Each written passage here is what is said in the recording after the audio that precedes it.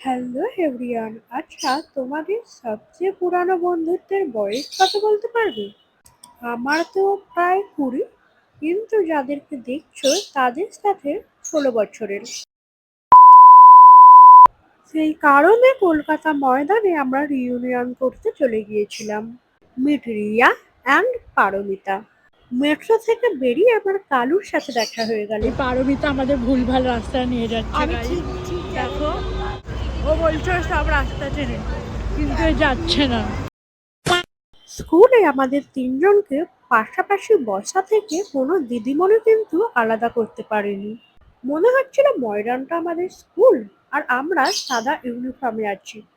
ভেবেছিলাম তিনজনে বসে ছোটবেলার অনেক গল্প করব, কিন্তু একাধিক মানুষ এসে রিয়ালিটি চেক দিয়ে গেল যে না বাবা, তোমরা ময়দানেই আছো। এখানে আমাদের ছ্যাবলামি পড়া হয়ে গেছে, এবার আমরা যাচ্ছি আসল জায়গায়।